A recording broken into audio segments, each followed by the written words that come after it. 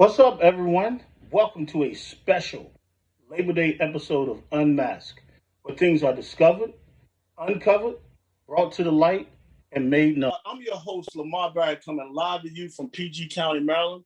If you're interested in finding out about the untold stories behind athletics, big business, corporate America, private sector, politics, entrepreneurship, and the entertainment world, this is a show for you.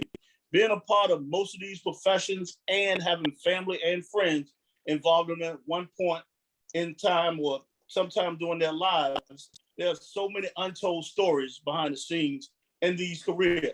Now, let's try to unmask a few of them today. Today's guest is an experienced veteran in the television and radio industry as an on-air host, reporter for Turner Sports. He has spent all of his life, and I say all of his life is probably except the first 14 years of his life, somehow in the radio and television industry. He's a 2005 graduate of from the Lawrence Herbert School of Communication at Hofstra University, one of the top communication schools in the country. This is where I met him a few years ago. He's a big Hofstra basketball fan, or actually all sports of Hofstra. During his time at Hofstra, he actually called hundreds of games for WRHU on the school's radio station. Before landing with Turner Sports in 2012 as an on-air host or reporter, he really cut his teeth in this profession. I don't think people understand the path that he took or how he got to where he is today.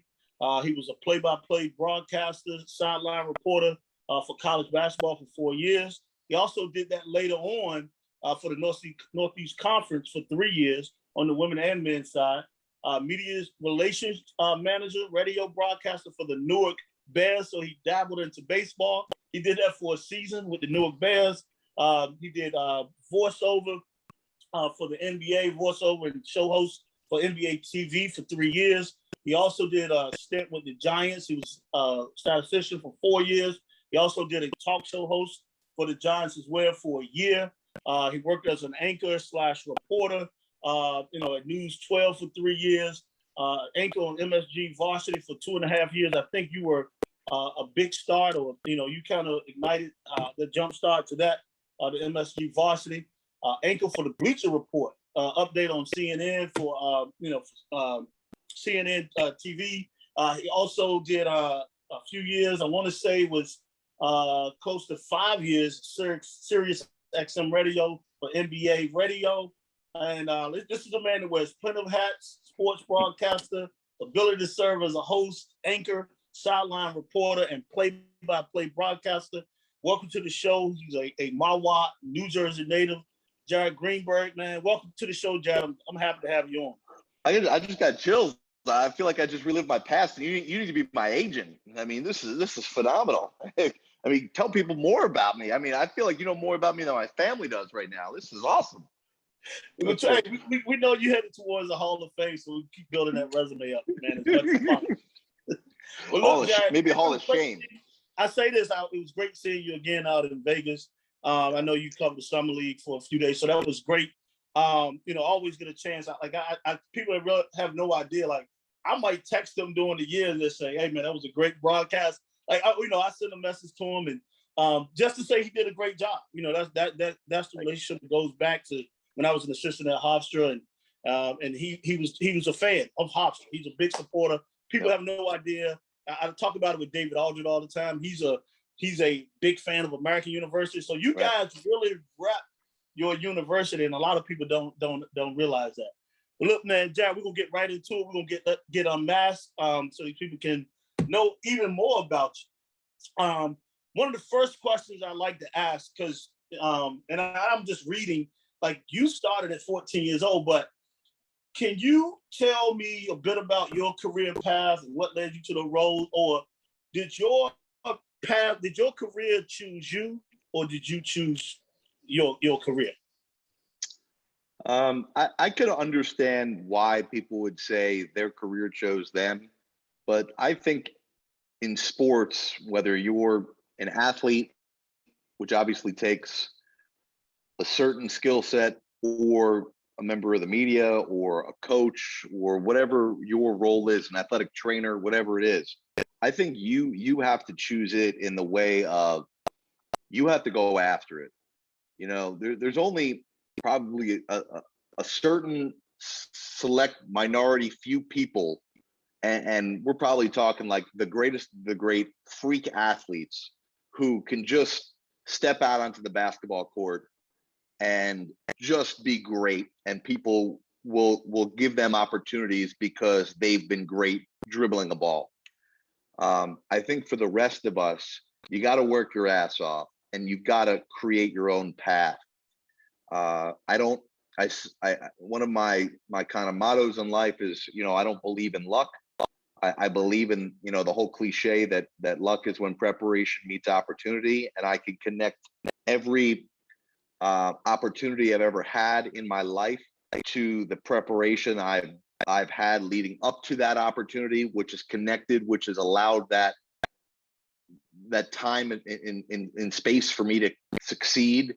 I tell people who want to be in the sports media industry, whether it's on camera, on the microphone, or behind the scenes, that you can't wait for the job interview to start preparing for the job. If you want to do something in life, especially now with how many outlets and opportunities and the technology that you have just on your phone or just on your laptop, you've got to make those opportunities start happening for you right away and kind of put it into the universe that you want this and create those opportunities for yourself. So true. I totally agree that, opportunity. I mean, that's what it's all about. And like you said, you met it, and that's where it got you where you are today. What's one thing that you wish you had known when you began your career? That's a great question. I wish I would have done a better job reading. I wish I would have done a better job of paying attention to more than just sports. Listen, my friends that I grew up with, or especially I remember when I got to college, this is really when it happened for me. I made all these great friends at Hofstra in the dorm rooms and in my classrooms, and we'd sit around, we'd drink some beers or whatever, and they would like talk about their favorite TV shows or movies or music that they're into, or like talk about pop culture things, and I had nothing to talk about because I was so narrow-minded, narrow-focused in just sports. Now, you want to talk about sports, I'm an encyclopedia, right? I could give you whatever you want to talk about. But I wish that I could have had that passion for sports while also allowing myself to enjoy some other things. I get pretty upset at myself when people ask me, like, what are your hobbies in life? I don't know that people understand that if you're going to succeed in this business, unfortunately, there's going to be a lot of sacrifice. And for me, that sacrifice has come in not only family time, social gatherings, but it's also prevented me in certain aspects from enjoying other interests. And I wish if I would have started at a younger age, and I think reading would have been a big part of it, just broadening my horizons. And I think it would make me a more interesting person to be able to talk about more things than just sports. And now specifically, the last 10 years, just really focusing in on basketball with Turner. I've kind of lost even my passion for football and baseball and hockey that I used to have. Now, I'm so everyday eyeballs deep in the NBA that's all my brain kind of has space for. But if I would have established that foundation at a younger age of whether it be movies or books or music or just having some other hobby, I think that would have made me a better, well-rounded person. Awesome. And this is interesting. I want to piggyback on the answer, because that was actually my next question. A lot of people don't understand it. Like, your job is similar, and I'm not even gonna say it's your job, it's your passion. It's something you always want to do. It's similar to coaching. Like, we don't we do have to sacrifice a lot in our profession. You talked about sacrifice. What do you have to sacrifice to be so successful in your profession? You talked about the time. You kind of expand on it a little bit. Talk about being away from family and things like that. Like, what did you have to sacrifice? And talk about that a little bit more. A lot. I mean, it started for me in high school and college when I started doing this. I'll take you back to when I was 14 years old.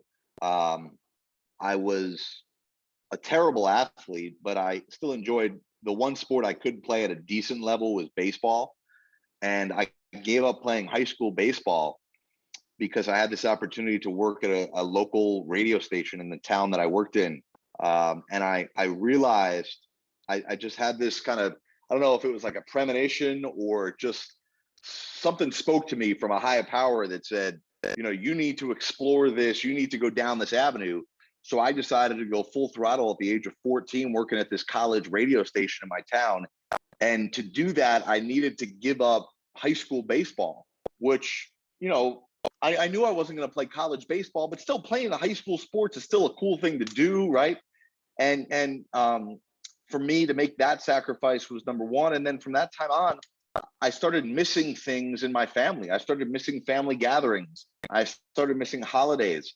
I was interning, you know, as early as 15 years old, and I would miss family get-togethers on the weekends or hanging out with my friends. Or in college, you know, with Hofstra, it almost felt like I was actually a Division I athlete for like 5 different sports, because at least once a week I'm on a bus or a plane somewhere up and down the East Coast going to cover a game.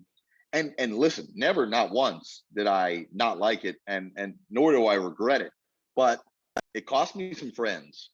I didn't get married. I just got married when I was 36 years old, right? Which, you know, I'm thankful that I met my wife at the time in my life that I did, and everything worked out the way it's supposed to. But you know, maybe I would have started a family when I was 24, 25, or 30. But again, I'm all happy with all of this. I also I had to say no to a lot of friends' weddings. I missed a lot of, you know, my friends having kids, not being there. I had to uproot my life 10 years ago and move out of the New York, New Jersey tri-state area and move down here to Atlanta, which again has turned out to be the greatest decision of my life. But making those decisions in the moment are not ones that are A, easy to make, or B, are not one that are easily understood by those around you, be it friends or family. They sometimes look at you like, what do you mean you're leaving the only place you ever lived? What do you mean you can't come to our friend's wedding? What do you mean you're not coming to this get together? Or, you know, just think like, you know, as a coach, we work late at night. Even when there's not a game, we're preparing for the next game. You know, so there's always something to be done to get better. And with how competitive this industry is, if you're not willing to sacrifice those things to give yourself an edge, it's going to be very difficult. I would say almost impossible to succeed. I mean, I totally agree with you. That's what makes, you know, your profession, you know, coaching, that is something that you believe in, and your family has to understand. They don't understand it, but then as time goes on, they do understand it, and they see all that came about it. Like, you just talked about work a little bit, and I think people think you just show up to the set and that's it. And you talked about it for a bit. Like, what does a work day, a typical work day, look like for you? Yeah, it's so funny, man. You know, yes, it's just basketball. Yes, it's just sports, but like, people don't understand, especially basketball fans. And this, I'm saying this as a positive thing. The amount of knowledge basketball fans have, I can't just show up on the set and talk about hoops and expect you as the viewer to respect me or to want to watch the show that I'm hosting. You know, not that I'm trying to compete and try and know more than you, but there's just such a high level of education, particularly with the NBA fan these days, that I got to do my part. Right, I got to do my part, and for me, it varies. Like, one of the coolest things that I like about working for Turner Sports And for people who don't understand, Turner Sports right now, there's two sides of it for me. I work on the TNT side. I do NBA on TNT. I do usually one game a week on TNT. And then the rest of the week I'm on NBA TV. And both TNT and NBA TV are owned by the same company. We're both in the same studio in Atlanta. And what's cool for me is that it gets broken up based on the type of show or game I'm doing. It's different preparation. But if I'm doing typically a Tuesday TNT game where I'm the sideline reporter, whether Marv Albert and Reggie Miller calling a game, or I'm with Iron Eagle and Stan Van Gundy calling a game, whoever it may be, I may start preparing for that game the previous Wednesday or Thursday. It's me breaking down, it's looking at player notes. It's reading a lot of articles about players from stories that have been done. It's calling coaches, calling people that have worked with certain players. It's having production calls to plan for these games. Like we just don't go off the cuff on these games. And the other part too, like when we're in studio, it's so funny. Like people think even in 2021 that we have like writers or people tell us what to say.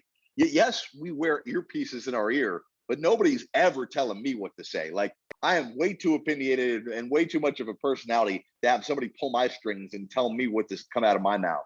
So like all that stuff is original.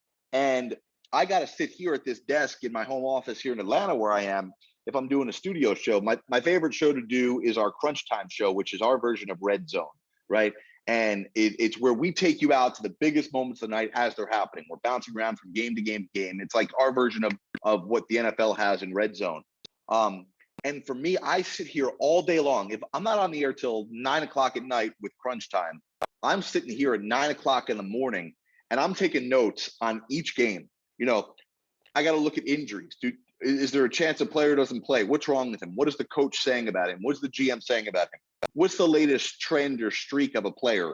If it's LeBron, what has he done in his last 3 games? If it's Steph Curry, he's playing the Charlotte Hornets. He averages the most points in his career against the Charlotte Hornets. What's he done the last 3 times he's taken on Charlotte? Is it Russell Westbrook? Is there a milestone coming up for him? All these different things that I'm looking up and taking notes on. So when and if they happen, I have to be ready in an instant for those situations to take place on the air. And that's what I wanted people to understand. Like, no, there's a lot that goes into it. It's just like a coach getting ready for a game. He's watching 7-8 games, getting prepared. Just don't show up and like throw out the scouting report. You said something again. I'm wondering. I'm like, hold up. Does he have the questions to this? Because every time I'm about to ask a question, you like it's coming out. But how do you develop? Because you said something like you got to find out information. That's a big part of your business as well. Like, how do you develop those relationships with athletes and the coaches? Because you do need to have that inside information, and they have to be able to trust you as well. Yeah, my job is a little different. I feel like a lot of on-air people, especially in the NBA world, we all get kind of lumped together and people think they know what our jobs are. Like, they look at Woj or Shams or even like Chris Haynes or to an extent your buddy DA. Like those guys in certain aspects their job description is to break news, right? Not so much DA, but like Woj and Shams and Chris Haynes, like that's what they make their money on, breaking news. For me, nobody at Turner has ever asked me to be a newsbreaker. Now, if I have a piece of news that I can break, do I have a platform to do it? Absolutely. But that's not required of me. When I go into a contract negotiation for my job, they're not saying, well, you've broken this many stories or you didn't break this story or what happened in this. They're not worried about that type of stuff, which I kind of like. With that said, when I'm a sideline reporter on TNT, there's a certain level of information that I like to bring to the table for each story. I like to justify being at the game. I want my bosses to know that this job that I'm doing can only be done by me at this moment on this court. With that said, I don't want somebody to think that they could be sitting on their home couch doing that job. So for me, it's developing relationships with head coaches, assistant coaches, general managers, presidents of the team, at times owners of a team. And I think, it's like in life, and this goes to anything I think not just in the sports world, but in anything. And I speak to a lot of younger people about networking and developing relationships with people.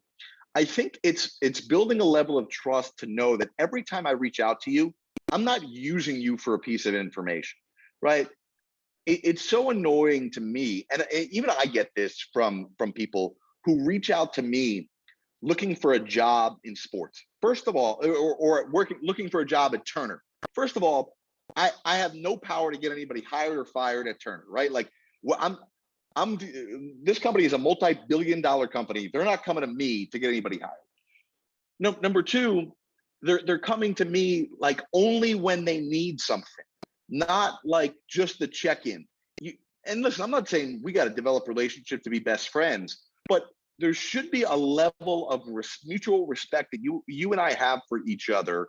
When we know when we talk to each other, it's not one person using the other, and we try and do that.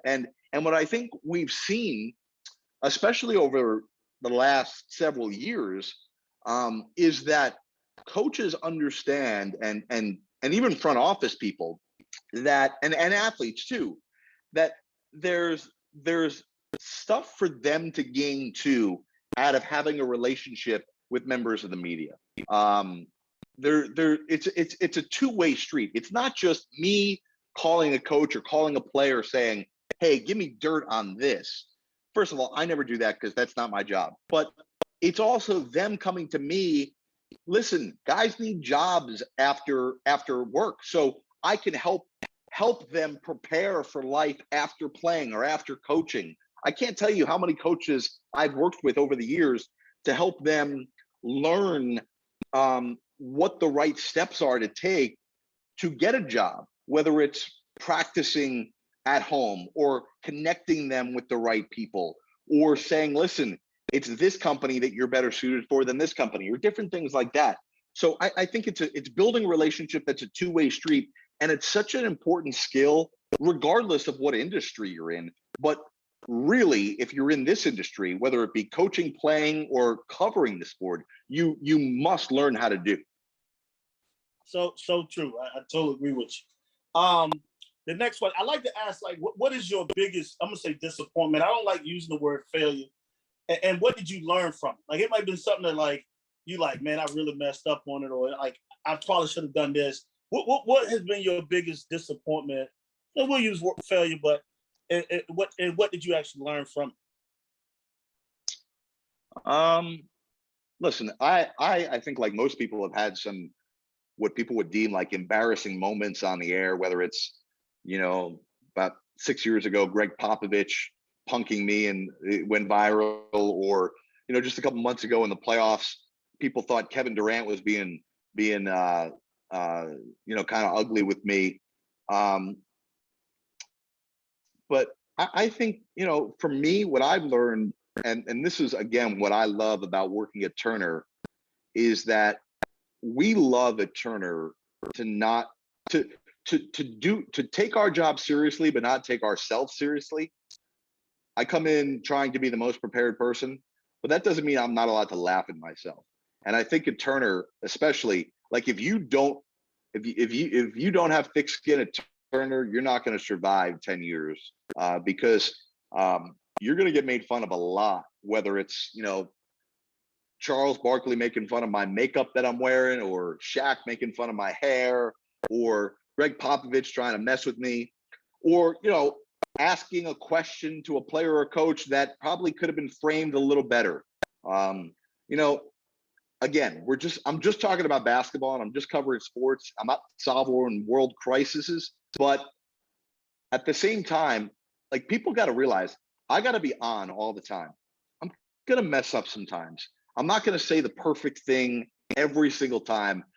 There's not a broadcaster. I challenge you to find a broadcaster that has been on television for more than a decade that hasn't had a hiccup while he or she is on the air at some point. Now, I'm not saying that, you should be cursing people out and get away with that, but people make mistakes, and that happens, and you got to learn to get over it. So true. I totally agree with you. And the making fun part, you have to have thick skin, like you said, because those guys are always. It seems like they're always on, So you definitely have to be on. What do you enjoy? Because like I said, I don't think, to me, I look at it, it's not your job. You're always having fun. You talked about it. Seems like your passion, something you've always wanted to do. What do you enjoy most about the work that you do, and what are you excited about right now, like even going forward? There's so much. I will eat up your whole show here with this one. I think that, you know, probably everybody who's listening to this grew up a sports fan, and you grew up passionate about sports. And for me, what I try to convey to people is never lose the passion for what originally got you into this game. For me, Ernie Johnson, who's one of my mentors and I look up to, who's, people throw around the term the GOAT all the time, but we need even a better term, a higher term for him, because he is beyond the greatest of all time. He always talks about, we have a get to job, not a got to job. We get to do this. It's not that we have to do this or it's something we got to do. It's we get to do this job. And for me, every day the greatest thing ever is I come home, after working and I tell my wife, hey, I got to watch a basketball game. And it's not like any other guy who tells his wife this, like, no, you've been watching basketball all day. Well, honey, that pays the bills. Like that's my job. You know what I mean? Like, how cool is that I get that excuse? I love being associated with the NBA too.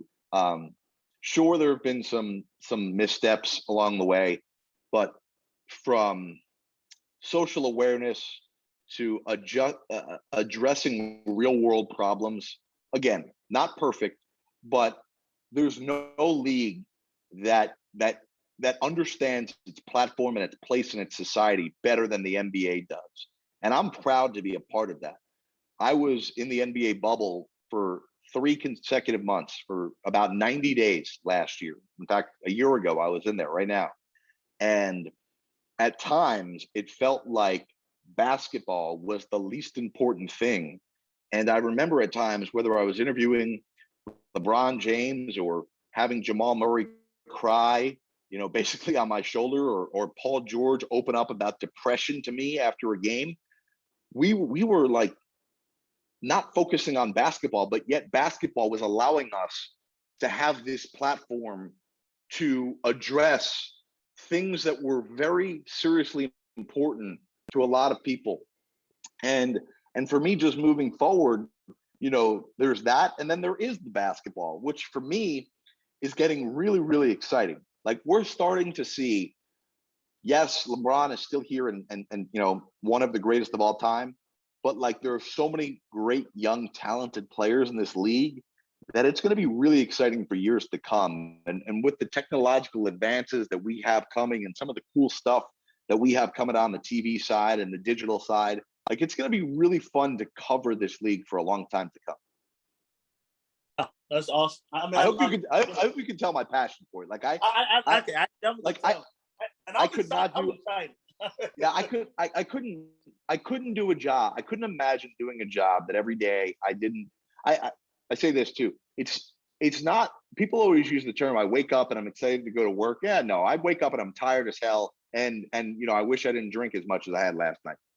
For me, it's at the end of the night when I'm exhausted and I've got to get on a red-eye flight, or I've got to wake up. I know I got to wake up at 4 a.m. because I got to catch a flight and go across country to cover a game. That I'm really excited. That I literally stop myself a lot and say, you know what?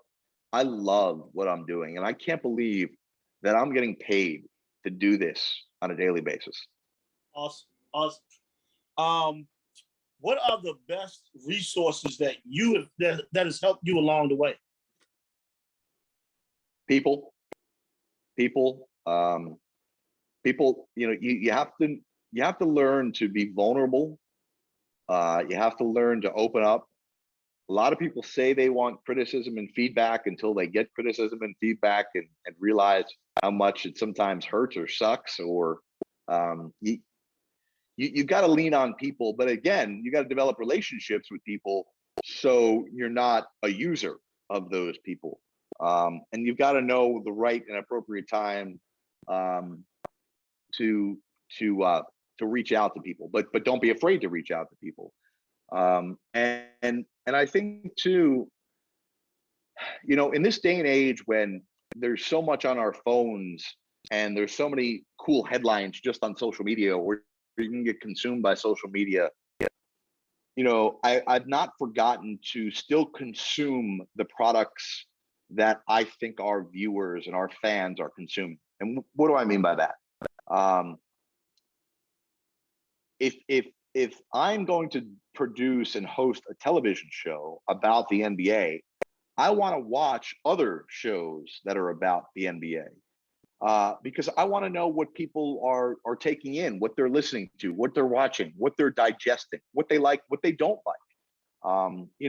It's one thing to be on Twitter, and listen, I'm on Twitter all the time. I'm on Instagram, but don't forget about watching TV. Don't forget about listening to podcasts and truly listening to them. And be willing to get better with all of that, right? Like, don't be afraid of your competition. Try and learn from them. Man, this you gave them some great stuff, and I mean, people, they definitely gonna listen to this and hear the things that they can take. Whether it's on the sports side or professional side, you can always take great stuff from what you're saying. What are some of, and maybe you have, we always talk about, the good and everything, and any job you have, you don't really talk about it. But what are some of the biggest challenges that you face day to day, or biggest rewards? Like, what are those like? Well, first of all, over the last, almost 2 years now in the pandemic, it's been really hard to do the job that I used to do because I'm not in day-to-day contact with human beings like I used to be. In the NBA world, one of the coolest things that we used to have access to, which is now all but gone, and I can't see it coming back, is the morning shoot around that NBA teams have on the day of a game. That's been eliminated for members of the media to go to, and most teams, quite frankly, have stopped doing it altogether. But those opportunities to catch players or catch coaches just off on the side when things are chill and relaxed and there's not a lot of people around, I used to get a lot from those interactions with players and coaches. But I think the biggest thing, kind of at a more macro level from our industry, and this is where it's a little different from players and coaches, is that for the most part, and you could tell me probably a little more than this, but for the most part, you're measured as a coach on wins and losses. There is no true metric that measures my job. There's no objective data point that somebody points to. Even you can't even use like television ratings, because that's not even a fair metric anymore to tell me whether I'm doing a good or bad job. So there's so much insecurity in what I do on a day-to-day basis. And there's so much variance between what my bosses, there's probably a million different bosses at Turner, and they all have different subjective views of what's good on television, and they don't necessarily align with each other. And then multiply that times however many media companies there are out there. So you never really have a great feel for how secure you are in your job. And we get, relatively short-term contracts. And, yes, I have a contract right now with Turner. Yes, I'm well compensated. I'm happy with it. But that can come crashing down in 2 seconds if somebody doesn't like the way I host a show or do a sideline report. And it's not just me showing up saying, listen, I won this game. There's no justification for me to say, no, you don't understand, you're wrong, I was actually good. Like there's no pushback there. So it's a very insecure world that a lot of people who appear overconfident and cocky on camera or on the microphone appear. Yes, that is. But on the inside, most of us are pretty damn insecure because we're not totally certain what tomorrow brings. Understand. I definitely understand what you're saying. Like, and you're saying that, like, coaching, you do have feedback. It's based off of wins and losses, and yeah, yours sound a little different. Like you said, you have to the cockiness or like in the front of the camera. It doesn't really show who you really are, or like outside of the camera a lot of times. So I understand that. You mentioned Ernie Johnson earlier, so and this is like I always say this is kind of an unfair question because it's more than just three people. But who are three people that who have been the most influential to you? That's kind of a tough question because I'm sure it's been more than three, but to kind of make that number very small, like who are three that most influential to you? I would say the first is somebody you don't know or nobody listening to this knows, and if they do, I'll be really surprised. It's my oldest brother, Warren, who was a high school and college football player. But he was a white wide receiver who didn't have a good 40 time, so he wasn't going anywhere. But his determination and work ethic and his persistence to achieve a goal is what laid the foundation for me to understand what I needed to do to succeed. Then the second probably is a guy a lot of people know. His name is Ian Eagle, who is the voice of the Nets, works on CBS on the NFL and college basketball, and works with us at Turner on the NBA. Probably the coolest story I have to tell people right now is that when I was 14 or 15 years old, I would show up to New Jersey Net games at the Meadowlands, and I'd get to the game real early, and I wasn't looking for autographs from the Nets. Mind you, they were atrocious anyway, so nobody wanted any of those players' autographs. But I would go up behind the scorer's table and tap Ian Eagle on the shoulder, introduce myself, and I said to him, I remember this, I said, Ian, I'm going to be where you are someday. I'm going to do games. I'm going to take your job. I'm going to do this. And almost 2 years ago, January of 2020, right before the pandemic hit, one of the coolest experiences of my life, I got paired on a TNT game with Ian Eagle. So more than 20 years, about 22 years after I tapped him on the shoulder and told him I'm gonna be doing his job, I was doing a national television NBA broadcast with him in Philadelphia. It was a Sixer Clipper game. And people say, do you get nervous to work with Shaq or Charles or Isaiah Thomas or any of the great Hall of Famers that I work with? Or is it nerve-wracking interviewing LeBron James or Kevin Durant or Steph Curry? No, like for me, the coolest thing, listen, I love all that stuff and my adrenaline gets flowing with all that stuff. I love it. But for me, the coolest aspect of this job is I grew up studying guys like Ian and Marv Albert and Kevin Harlan. And the fact that I work with them now is like, those are the moments where I truly get chills and goosebumps. When this past playoffs, I was part of Marv's last run in the playoffs. And when he would open the game and welcome us in, the NBA playoffs on TNT on a gorgeous 85-degree night here in Brooklyn with Hall of Famer Grant Hill on Marv Albert. Jared Greenberg will join us in a moment. Like for me, that's unbelievable that Marv Albert at the top of this broadcast just said my name. So Ian, that story with Ian, and then I would definitely throw Ernie in there because he's just a model of everything you want to be on and off the air. And I think people think of television, especially at Turner, where there's so many big stars and the level of programming we have. We don't have divas at our place. We don't have prima donnas. There's not jerks at our place. And that starts with two people. It starts with Ernie setting the tone and Charles setting the tone, the two highest profile people we have in their respective position at Turner. And both of those guys are the most down to earth, coolest guys in the face of the earth. And they just, humility is such a big part of what they are. And because they are that way, it's demanded of everybody else. And I've learned, I tell you, I've calmed down a lot. Like when I was in New York doing broadcasts at MSG or doing college basketball throughout New York, I was a lot more amped. I took things too seriously. I was a jerk at times. There's no doubt about it.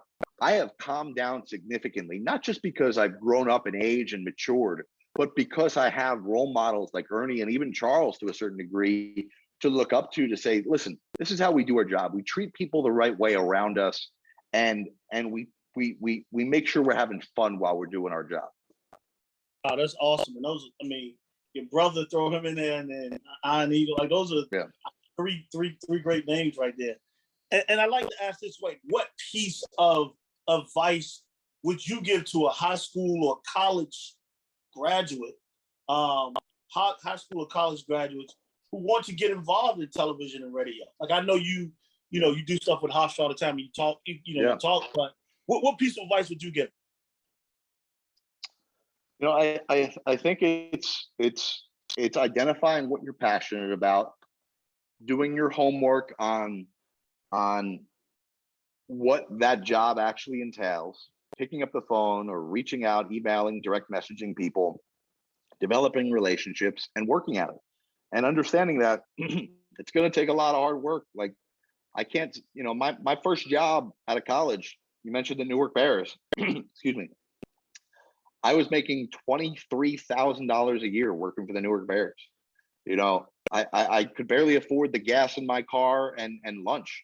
I had to live with my parents. It's just part of the gig, but I understood the path that was taking me down to get where I eventually wanted to be. And you just got to want it. You've got to be passionate about it. You can't do it for the fame. The next person who asked me about their YouTube page and how many followers they have or how many likes they got on an Instagram post, like, I'm going to knock them out, because your fame on social media is going to last 10 minutes. That's it. If you want to establish a career, and even if that career is on social media, that's fine. But to establish a career, whether it be on social media or on television or wherever it may be, you've got to have a plan and you've got to have a career. It's not just a moment in time about how popular you are. And follow your dream, make it happen for yourself. Be prepared, and do your homework. Like we talked about earlier, people didn't listen to the beginning part of this. I can't tell you how much homework I did. Like, when I went to Vegas, I called 7 games in 4 days. I can't tell you how many hours of work I put in before I even left for Vegas, studying these guys that I would be calling games for. And most of them didn't even get into the game, but I was Googling, picking up the phone, texting people, to make sure I was the most prepared. And to be honest with you, I didn't need to do that. Like, my job is secure, even if I didn't do great on Summer League, if I didn't know who random number 6 was or random number 87 was on the Dallas Mavericks. But I wanted to make it great. I want to make everything I do great. So I poured my heart and soul into that. I had a lot of fun with it. And you have to enjoy the work before the work, in this business. Man, enjoy the work before the work. I love that. Like I said, you are busy, like you talked about, whether it's all day, most of the night. Like, what tricks have you kind of discovered to keep you focused and productive in your day-to-day business schedule? Because there got to be something that's like, what do I do? How do I do it? Yeah, no, that's a great question. And that's something I'm still always evolving and learning. And I've talked to a lot of people about this, because it's easy, maybe it's not easy to understand, but it is easy to get burnt out in this business, even though it is just basketball and we're just talking sports. There are times where you want to break, right? And it's tough when the red light is always on. You always got to be on. For me, what I've learned, and again, I'm still learning this about myself, is what's most important to me. When I was younger, I'll tell you, 10 years ago, when I first started at Turner, I would pull all-nighters. I would prep all the time. It was unhealthy. I wasn't getting sleep. I was very unhealthy. And I eventually learned, listen, I'm going to be prepared. I don't need to be prepared to the level of, like, I'm taking the LSATs or like the SATs or something, right? Like, I just got to narrow in on what I'm going to use on the air to prepare for. I've got to do the right thing. And I think that I think the other thing too that I've really learned to do a lot better over the years is to listen. Um, as much as my job is talking and asking questions, the most important thing I can do after I ask a question is listen to the answer, because a lot of times that answer will give me my next question, which will be better than the question I may have had in my head already that I wanted to ask. I like that. Listen. I like that. First, how have things changed since you first started working in the industry? I'm sure it's been things has changed over the years. A lot. Like the technology has changed. I don't know how many people are going to watch and listen to this that really understand television editing, but like when I first broke into the industry working at News 12 The Bronx back in 2005, I was literally editing what they call deck to deck. So I was taking a piece of videotape and putting it on another piece of videotape. And if you screwed it up, it was over. Like it wasn't digital editing. I don't know how to use a digital editing program. And right now, if I broke into TV and didn't know how to use a digital editing program, I wouldn't get a job. So that type of stuff has changed. But what I think also, and I kind of alluded to it earlier, is that when I was growing up and I had the real cool opportunity to work at this college radio station when I was in high school, what I tell young people now is that college radio station, it was 100 watts, which means if you drove outside the parking lot of the college, you couldn't hear us, right? Like most radio stations are 50,000 watts, right? This college radio station was 100 watts. So it wasn't about how many people were hearing me. It was about what I was doing and the reps I was getting. Nowadays, if you have a phone, you have the same capabilities I had when I was in high school. You can record yourself doing play-by-play. You can record yourself doing a report. You can record yourself doing an interview. You can do everything I was doing at so much of an easier, it's just easier because it's all at your fingertips now. I mean, like you said, like technology, biggest thing that changed so much. What is your greatest fear, and then how do you manage fear?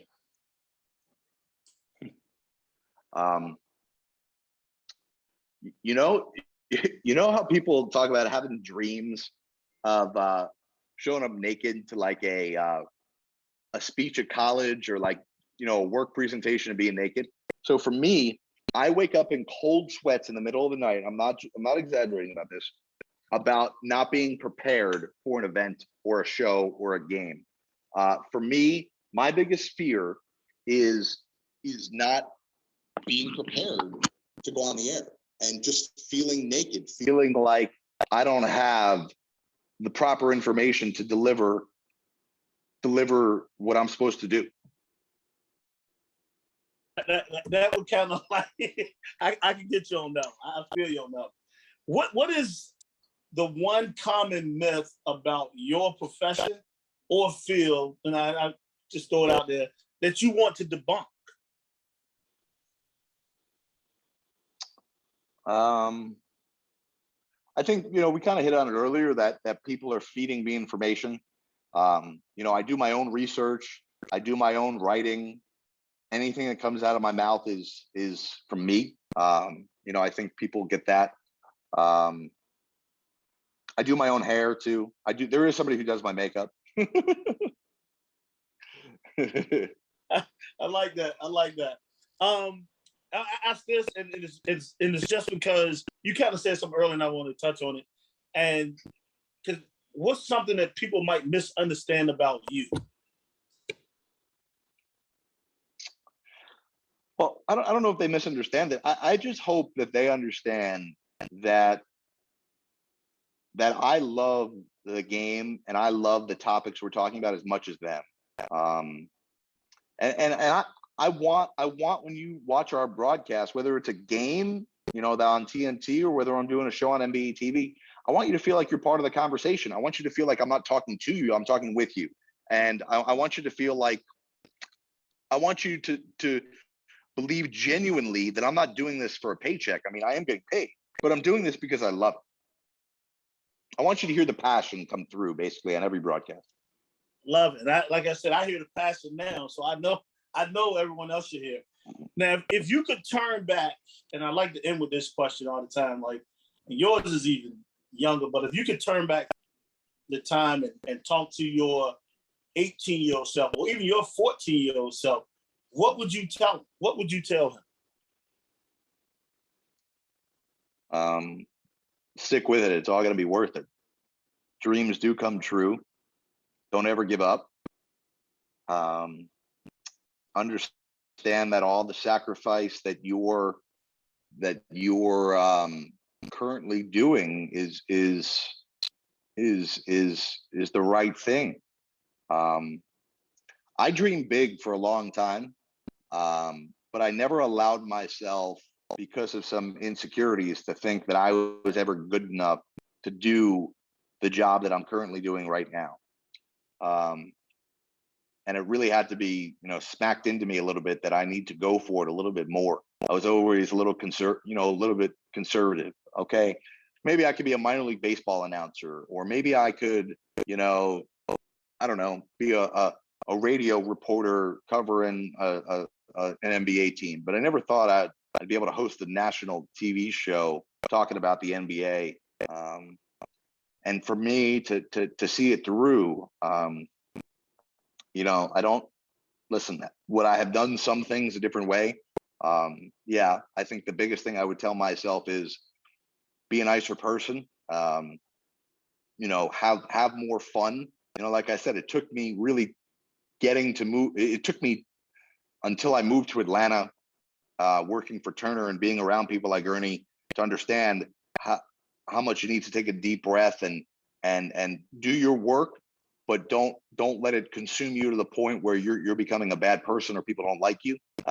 So for me, it would be all right. Like, this is all going to be worth it. Keep your head down. Keep doing what you're doing, but make sure you're the best person you can be and treat people with respect all around you.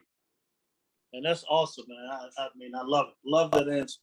Well, look, John, I want to thank you again, man, for being a guest on the show and being unmasked. Is there anything that you want to leave with us, the audience, before we go? Just, again, we're all kind of tied together. It's a small world. And Mar, this, whether it's the media, whether it's coaching, scouting, front office, playing basketball, it seems like a big world, but it's a small world out there. And embrace what you want to do, identify your passion, and keep doing it. And understand that all these worlds kind of connect, and there's a lot of skill sets that carry over. If you're trying to play basketball, you're never going to play basketball forever. There's going to be a time as a coach where you have to make career decisions. That you've made some really cool decisions for yourself on your own terms, which is good. But understand that keep your mind open to meeting people and developing friendships and relationships. Yes, sir. I love that. I'm glad you ended with that. I appreciate that, man. And thanks again. I appreciate that. And I want to thank the viewers for watching another special episode of Unmasked. Stay tuned for the next guest as we get them unmasked. See you next time, and stay safe.